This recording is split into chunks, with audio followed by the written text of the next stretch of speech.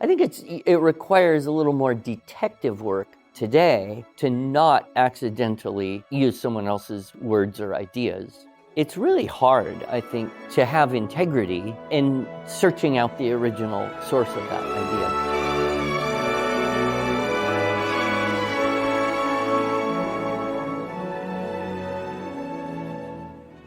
Hello, and welcome to the Arts of Language podcast with Andrew Pudewa, founder of the Institute for Excellence in Writing, or as many like to say, IEW.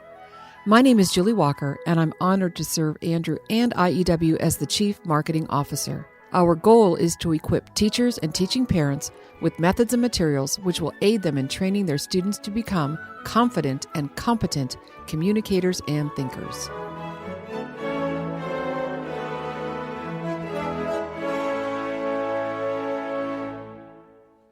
So, Andrew, we are here today in St. Paul, Minnesota. And this is very different. I don't think we've ever done a on-location live with an audience podcast recording, have we? We have not. This is a first. This is a first. And I think it's fitting that we're doing this first ever way of doing a podcast here with this group at NCFCA. Yes. This is an amazing group of students and an amazing, just as amazing group of parents who are here. Because I just figure if the students who have been able to accomplish what they've been able to accomplish to be here at the National Christian Forensic and Communication Association national event, it's speech and debate, right? And so yesterday I was in as a judge for some of these students, 8 students, doing informative speeches. And as you know, because I've shared some of the content with you already, very informative and really remarkable. So parents, you've done an incredible job of training your students to become confident. I'm getting teary-eyed because I'm just so impressed with these kids. Confident and competent communicators and thinkers. And that's really what we are about at IEW, which is why we love NCFCA so much, because you too are about nurturing confident and competent communicators. But I always tell people, if you're feeling a little short on hope for the future of the world, which happens to me pretty much every day, just get yourself to a speech and debate tournament and it will change your emotional position, because these kids are truly, truly remarkable. What I don't understand is why there isn't a education correspondent from every major news organization here, because this is probably the most interesting thing happening in the entire United States right now. They just don't know it. They don't know it. And I heard today that there are over 450 students who have qualified for nationals that are here today out of the over 1,500 families who are a part of NCFCA. So this is awesome. Like, as you say, the cream of the crop right here. And we have actually done several podcast episodes with various people who are a part of NCFCA, most recent being with Christy Shipe in January of this year, episode 459. We talked about the value of having your students become a part of NCFCA or any other type of speech and debate program. And you talk about this a little bit in your talk, Hacking High School. In fact, I met someone yesterday who said that their family is here right now because of hearing that talk 3 years ago. Wow. And it inspired them to find a debate club, and boom, it worked for them. They're here now. So it makes me happy when I hear things like that. So this talk, Hacking High School, those of you that are listening to our podcast, we'll have a link in the show notes. For those of you that are here in the audience, if you go to, and I just learned this, Andrew, yesterday at one of your talks. If you go to andrewpudewa.com, you just have to know how to spell Pudewa. Pudewa. There you go. All one word, andrewpudewa.com. That links to his page on our website. And if you scroll all the way down to the bottom, you can see all the talks that we've recorded. You can click on the link, and I'm pretty sure Hacking High School is one of them. It is. There you go. So you can listen to that talk and be inspired to join the NCFCA. Oh, wait, you're already here. Okay, good job, everyone. So this talk that we are giving today, that we're presenting as part of the education track for NCFCA, is about preparing students for university writing and specifically speaking to plagiarism. And so I thought it would be good just to start off with the definition of plagiarism. Okay. What do you think? Do you have a good definition? I actually do. I thought you would. She's always very prepared for these podcasts. I usually walk into her office 10 minutes before we start recording and say, so what are we talking about today? So thank heaven she is prepared. Were you a Girl Scout? I was a Girl Scout, There you yes. have it. I can even still say, on my honor, I will try. The Girl Scout pledge. So I'm going to read a little paragraph from our product, University Ready Writing. This is preparing communicators for collegiate success. Okay. And the very first assignment in this course, and this is a 12-week course designed for high school students who are college bound, and the very first assignment that they write about is shocking plagiarism. You mean we used a source text on plagiarism as the first source text in a course about how to not do that? Exactly right. Okay, well, I'm a big fan of irony wherever you can find it. Exactly. All right, shoot. You know what? I'm going to read this, but then I realized I have the funny man with the wonderful words sitting right next to me. I'm going to have you read this. That's tedious because that tiny little print means I'm going to have to pull out glasses, which just makes me look older. The first century Roman poet Martial, or Martial, depends how you pronounce your Latin words. Martial used the Latin word plagiaris, literally kidnapper, to describe another poet who he claimed had kidnapped some of his verses.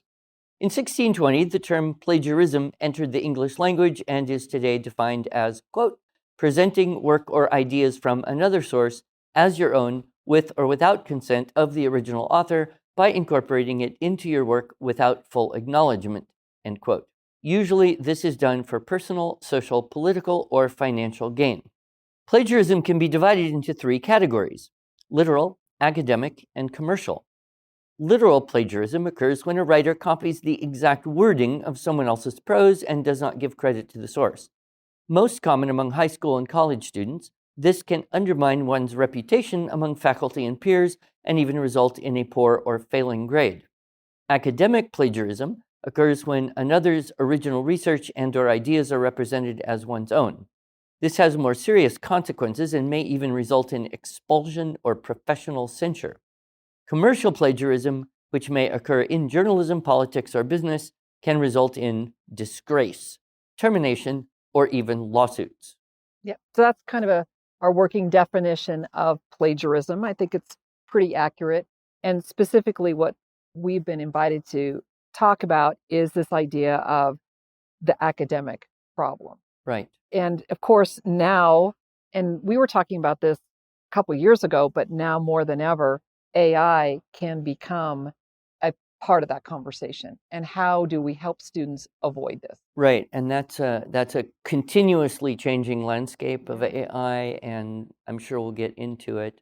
It used to be that you would copy something, change a few words, and then not give any kind of citation or source, and then that was questionable. But then how do you know if something is general knowledge or specific to one researcher or writer? How do you know? Well, you don't.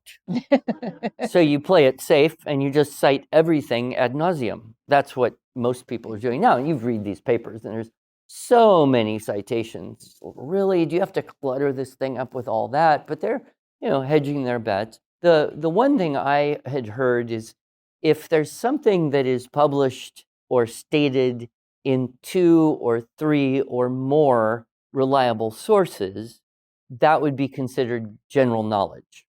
So you can't really academic plagiarize from the World Book Encyclopedia because everything in the World Book Encyclopedia probably came from somewhere else, and so you're pretty safe on that account. Whereas if you're reading an editorial or a Substack post or something that a specific person wrote, and they make a statement or a claim, and you can't find where that came from, then you would say, oh, that was that person's original idea. Probably not, but at least you think it might be. Then you're safer to cite the thing. Right. I'm thinking about just the little bit of talk that you gave yesterday morning when you were talking about Ecclesiastes. There's nothing new under the sun is a recurring theme in Ecclesiastes. Doesn't that actually mean that there's no such thing as plagiarism because everything is plagiarism because there's nothing new under the sun? Yeah, that's also an irony and a gray area. And I think the idea is when you're doing research, you're collecting up a bunch of information, you're adding some of your own information to it, and then you're publishing that. So then the question is, the stuff you collected up, well, that wasn't really yours, so you've got to give credit. Then the person who's getting it from you would have to go back to your source. You might have to go back to the previous source, or if you just get any one of those sources, you've protected yourself. Right. But then we also have kind of the widespread problem of people just making up citations. And AI, actually, ChatGPT, has been known to just make up citations, totally fictional, which then people are using in their papers. And then that turns out not to exist. And so it's a big, big mess right now. So rather than going down quite yet how to avoid plagiarism or how to detect plagiarism, which maybe we'll get to, can we talk about the problems with plagiarism and why is this such a bad idea to kidnap other person's ideas? Well, it's a spectrum. On one end is there's no new ideas. Right. Like nobody's ever had a new idea. Every idea anybody ever had came from somewhere, and you've just changed it a little bit or added to it, combination, permutation. And on the other end, you think you have a really great idea, so you copyright it, you patent it, you want to control it, you want to economically benefit from it. And this whole academic thing is somewhere in between those two extremes. So why avoid it? Well, because you might get in trouble. Is that why? That's most people's reason why. Right. I'm wanting to, and some of you know that I've passed this out yesterday at some of the workshops. Note in the show notes. Yes, link in the show notes. This article that you wrote, Writing Maketh an Exact Man, and you talk specifically about AI, but the idea of if you use AI in your writing, then you start to believe that what you wrote is your own idea. So can you speak to that a little bit? Yeah, I think that's very typical for us as humans. We hear an idea, we take it in, and so now it's in our mind, and then we think about it, and then we communicate that idea, and it's very easy to kind of think that that was our idea. And in a way, it was. If you buy or acquire something, now it's yours. So you tend to fall into that, well, this was my idea, but I acknowledge it came from somewhere.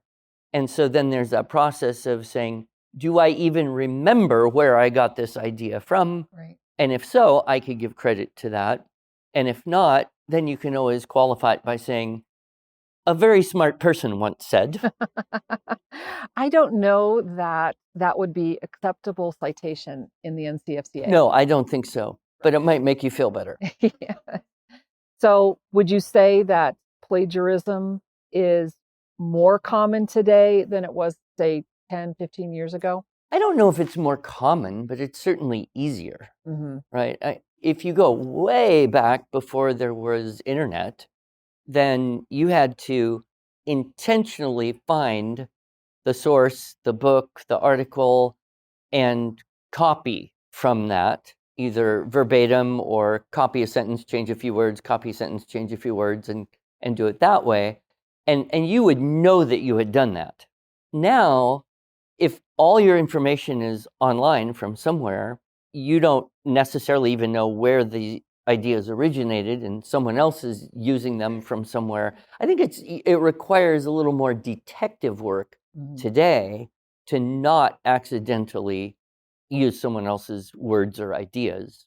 And so many people are just putting stuff out in their blogs and Substack and web articles, and it's really hard, I think, to have integrity in searching out the original source of that idea. But you can do that, and you can say, well, I got it from this place. If that guy got it from somewhere else, well, that's not necessarily your responsibility. And so sometimes you'll see kind of that string of citations of something. Mm-hmm. So I think there's a level of due diligence that is common sense, a level of integrity that we would hope most students have. But it is very tempting to not do that extra legwork. And so I think the temptation and the ease of the, copy, paste is so much easier than it was when you had to read a book and type it into a typewriter or something. Right. So it's easier to accidentally plagiarize. I think so. It takes more work to have integrity and to be intentional about not plagiarizing. Yeah, I think so. And then, what's the difference between factual information that really doesn't belong to anybody, and then an opinion or a comment or an analysis of that factual information that someone did put their name on? And that's a fuzzy line, especially for young people. Like it's hard for them necessarily to tell the difference between statements that are factual and statements that are opinion. Right. And that's why it's a very good thing to be practicing competitive speech and debate, because it's going to hone and refine that discernment that is not something you just grow up and get. It has to be refined and trained.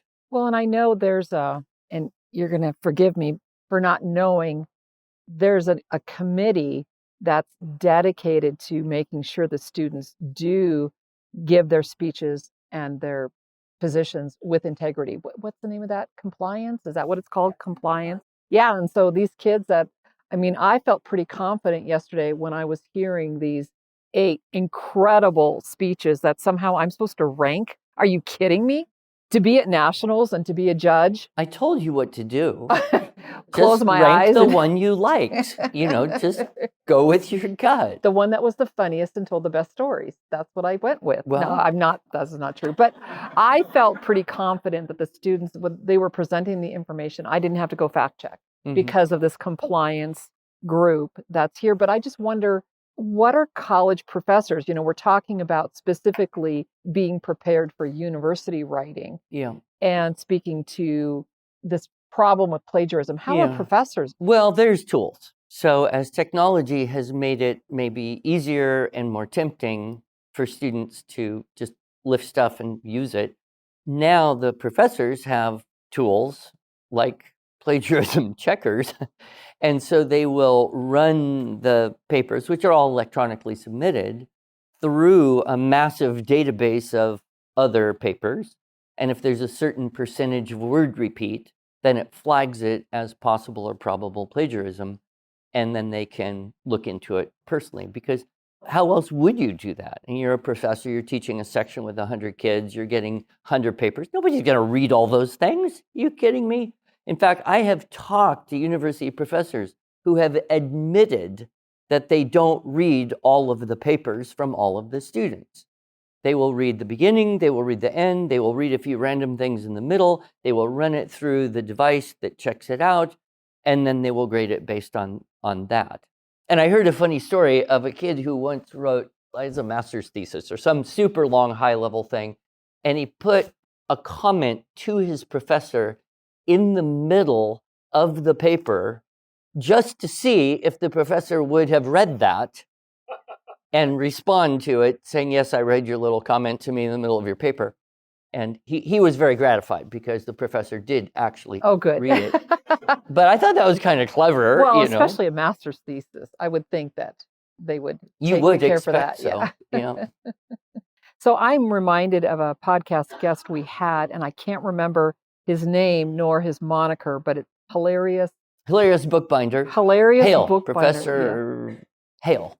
Yes, that was a fascinating podcast. And it was provoked by me reading an article he wrote mostly about the type of students he's teaching and his analysis of their behaviors, their habits, their level of competency, and their willingness to actually engage in hard, rigorous work. And he's a professor of philosophy, so he's not teaching bonehead English or something. He's teaching kids who signed up Smart kids. to read harder stuff. Really smart kids, yeah. And what he found is that they really can't read hard stuff. Yeah. And they don't really want to put out a lot of effort or energy. And it was a good podcast. So people should definitely listen to that. And his Substack is very interesting, hilarious, like the medieval spelling of that name. Not funny, but it's an old name. I'd like to have a grandchild named Hilarious. I think that'd be very cool. Don't think it's going to happen, boss. I like unusual names. You know that. I do. Hilarious bookbinder. So, yeah, I think, part of what he was saying is it's really hard for everybody. The kids don't want to work hard. Mm-hmm. And he works really hard in trying to engage them. They just don't have the raw material for him to work with. And if you can't do it, but you're in class and you need to pass the class because you're paid for it and you got to get a grade on the transcript so you can graduate, a lot of kids will do whatever they have to do to try and delude the professor into thinking that they are doing the work and engaging and mentally wrestling with the ideas. And our time for this episode just expired. Well, it's a good thing that we're planning a double episode then, because we have hardly scratched the surface. It's true. But I do want to let our listeners know that in our next episode next week, you're going to have to wait to the solution that the hilarious bookbinder came up with to solve the plagiarism problem. I hope you remember that. I do. Okay, until next week. But we'll talk a little bit more about how what we do helps kids not do that, and then the problems of AI. Right. Thank you.